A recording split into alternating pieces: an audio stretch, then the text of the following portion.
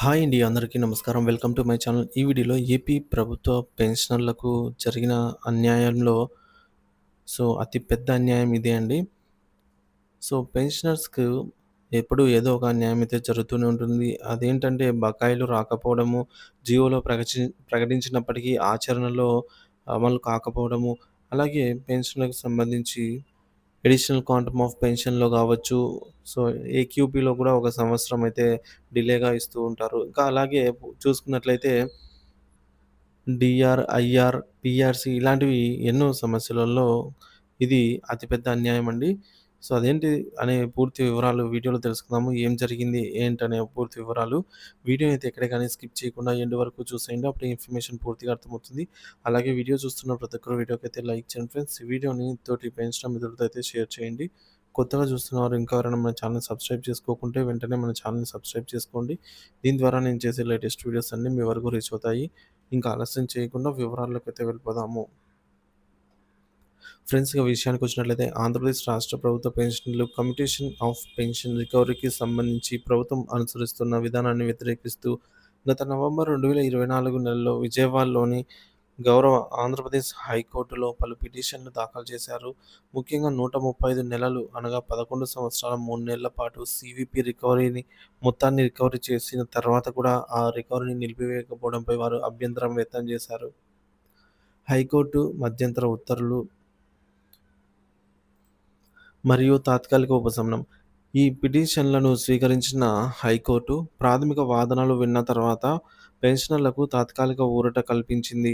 November 2024 నుండి తదుపరి ఉత్తర్వులు వెలువడే వరకు 135 నెలల సీవీపీ రికవరీ పూర్తయిన పెన్షనర్ల నుండి ఎటువంటి రికవరీ చేయరాదని మధ్యంతర ఉత్తర్వులను జారీ చేసింది.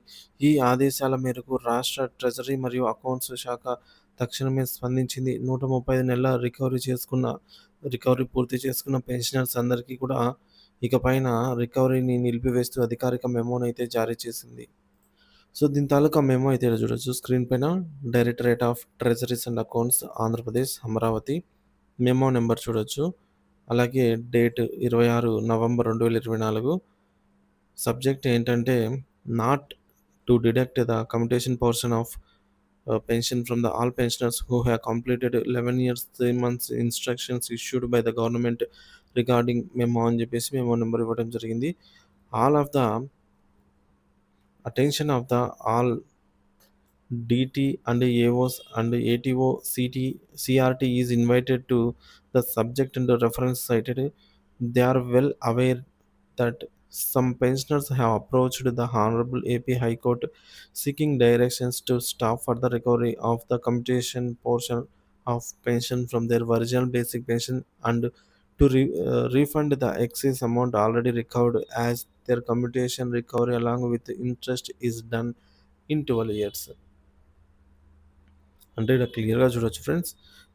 ప్రభుత్వం జారీ చేసిన ఉత్తర్వుల్లోనే ఎవరికైతే కమ్యుటేషన్ 135 నెలలు పూర్తయిందో వారికి ఇక ఫర్దర్‌గా రికవరీని అయితే నిలిపివేయాలని అయితే చెప్పడం జరిగింది. అలాగే ఎక్సైజ్ అమౌంట్ అంటే 135 నెలల కంటే ఇదివరకే ఎక్కువగా పే చేసిన వారికి ఆ అమౌంట్ రీఫండ్ చేయాలి విత్ ఇంట్రెస్ట్‌తో అని చెప్పేసి ప్రభుత్వం మెమో ఇవ్వడం జరిగింది. ఆ మేరకు అమలు పాటించడం కూడా జరిగిందనమాట ఒక 6 నెలల వరకు. ఈ యొక్క మెమో అనేది తాత్కాలిక ఉపశమనం ఊరట కల్పించినప్పటికీ, ఈ పరిణామం సంబంధిత పెన్షనర్లకు తాత్కాలికంగా ఆర్థిక ఉపశమనం కలిగించింది. కానీ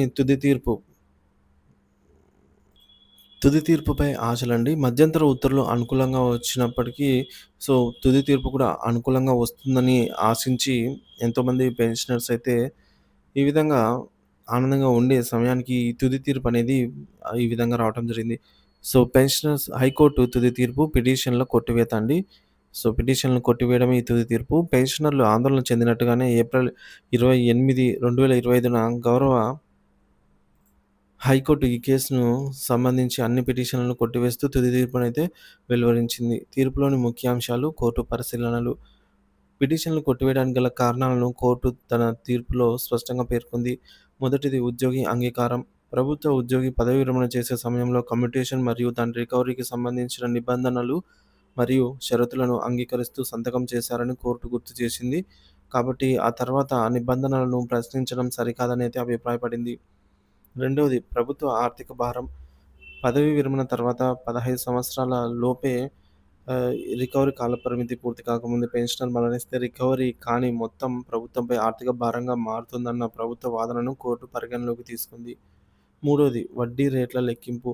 కాలక్రమేణా వడ్డీ రేట్లు తగ్గాయని, దాని ఆధారంగా రికవరీ మొత్తాన్ని పునఃసమీక్షించాలన్న పెన్షనర్ల వాదనను కోర్టు త్రోసిపుచ్చింది. వడ్డీ రేట్లు, ఆర్థిక భారం వంటి అంశాలను లెక్కించడం, వాటి ఆధారంగా విధాన నిర్ణయాలు తీసుకోవడం కోర్టు పని కాదని, అది ప్రభుత్వ పరిధిలోనిదని, అవసరమైతే వేతన సవరణ సంఘం పీఆర్సీ వంటి కమిటీల ద్వారా ప్రభుత్వం పరిశీలించుకోవాలని సూచించింది. తీర్పు అనంతరం పరిణామాలు మరియు భవిష్యత్ కార్యాచరణ. హైకోర్టు తీర్పుతో పెన్షనర్లలో నిరాశ నెలకొంది. అయితే కొన్ని ముఖ్యమైన ప్రశ్నలు ఇక్కడ తలెత్తుతున్నాయి. అయితే రికవరీ పునఃప్రారంభమవుతుందంటే మధ్యంతర ఉత్తర్వుల కారణంగా ఆగిపోయిన రికవరీ ఆగిపోయిన వారికి ఇప్పుడు రికవరీ అనేది పునఃప్రారంభం అయ్యింది. యథావిధిగా విత్ అప్పుడు ఏదైతే నిలిపివేశారో వాటిని 12 సమాన వాయిదాల్లో కూడా రికవరీ చేస్తున్నారనమాట. సో, సీవీపీ అరియర్స్‌ని. అలాగే ఇప్పటికే రికవరీ పూర్తయిన వారి పరిస్థితి ఏంటంటే 130 నెలలు పూర్తి చేసుకున్న వారి నుండి అదనంగా 180 నెలల వరకు వసూలైతే చేస్తూ ఉన్నారు. ప్రభుత్వ వైఖరి. అయితే ఇప్పటికే 130 నెలలు రికవరీ పూర్తి చేసుకున్న పెన్షన్ల విషయంలో ప్రభుత్వం మానవతా దృక్పథంతో వ్యవహరించి వారి నుండి ఎటువంటి అదనపు మొత్తాలను తిరిగి రాబట్టకపోవచ్చనే ఆశాభావం ఉండేది, కానీ అలా జరగలేదు. ఈ తీర్పు నేపథ్యంలో పెన్షనర్లు తమ ప్రతినిధుల ద్వారా రాబోయే వేతన సవరణ సంఘం పీఆర్సీ ముందు ఈ సమస్యను సమగ్రంగా ఉంచడం మంచిది. సీవీపీ రికవరీ విధానంలో మార్పులు తీసుకురావాలని, ముఖ్యంగా 135 నెలల తర్వాత రికవరీని పూర్తిగా నిలిపివేయాలని మరియు కోర్టు తీర్పు నేపథ్యంలో పెన్షనర్లపై ఎటువంటి ప్రతికూల చర్యలు ఉండకుండా చూడాలని పీఆర్సీ కమిషన్‌ను అభ్యర్థించవచ్చు. ప్రభుత్వంతో చర్చల ద్వారా సానుకూల పరిష్కారం లభించే అవకాశమైతే ఉంటుంది. సో, సీవీపీ మీద హైకోర్టు ఇచ్చిన తీర్పును గౌరవిస్తూ మన పెన్షనర్స్ కంగారు పడవలసిన అవసరం అయితే లేదండి. ఎందుకంటే ఇది చూడండి, CVP committed value of pension recovery period విషయంలో హైకోర్టు తీర్పు అనంతరం పెన్షనర్లకు అవగాహన. సీవీపీ పొందిన పెన్షన్ మొత్తాన్ని తిరిగి వసూలు చేసే కాలాన్ని రికవరీ పీరియడ్ అంటాము. సో, ఈ విషయంలో ఇటీవల హైకోర్టు ఇచ్చిన గౌరవ తీర్పును గౌరవిస్తూ మన రాష్ట్రంలోని పెన్షనర్లు ఏమాత్రం కంగారు పడాల్సిన అవసరం లేదు. ఇది ఏ విధంగానూ ఇతర రాష్ట్రాల్లో అమలవుతుందో చూద్దాము. ముఖ్యంగా గుజరాత్ రాష్ట్రంలో రికవరీ పీరియడ్ 13 సంవత్సరాలు. మధ్యప్రదేశ్‌లో ఈ రికవరీ పీరియడ్ 12 సంవత్సరాలు. ఒడిశా రాష్ట్రంలో అయితే ఈ రికవరీ పీరియడ్ 12 సంవత్సరాలుగానే ఉంది. ఇవి చూస్తే మన రాష్ట్రంలో అమలవుతున్న రికవరీ పద్ధతి దేశవ్యాప్తంగా ఏకరీతిగా చేయడం అవసరమనైతే అనిపిస్తోంది. ఇందుకోసం AISPF all India state pensioners federation ద్వారా కేంద్ర ప్రభుత్వం ఏర్పాటు చేయబోయే తన తదుపరి సీపీసీ సెంట్రల్ పే కమిషన్ వద్ద ప్రత్యేకంగా ఈ అంశాన్ని ఉంచాలి అని నిర్ణయించారు. ఇక ముఖ్యంగా పెన్షనర్లపై ఆర్థిక భారం తగ్గించేందుకు రికవరీ పీరియడ్‌ను తగ్గించాలనైతే పెన్షనర్స్ సంఘాల డిమాండు. అలాగే ఇది ఒక మాటలకే పరిమితం కాకుండా ప్రధానమంత్రి గారికి పంపిన రిప్రజెంటేషన్‌లో కూడా ఈ అంశాన్ని స్పష్టంగా పొందుపరిచారు. ఆలస్యమైనా సరే ఈ న్యాయం మనకు లభించాల్సింది. ఈ విషయంలో ఐక్యంగా ప్రయత్నిస్తే తప్పకుండా సానుకూల పరిణామం చోటు చేసుకుంటుంది. మనల్ని మనం నమ్మాలి. ముఖ్య సూచన: ఈ అంశంపై కేంద్ర ప్రభుత్వం సీపీసీ వద్ద మార్పు చేయాలంటే పెన్షనర్ల సంఘాల ఐక్యత, సహకారం, నిరంతర ఒత్తిడి చాలా అవసరము. అందుకే ప్రతి పెన్షనర్ ఈ విషయాన్ని అర్థం చేసుకొని సంఘాలను బలోపేతం చేయాలి అనైతే భావిస్తున్నారు.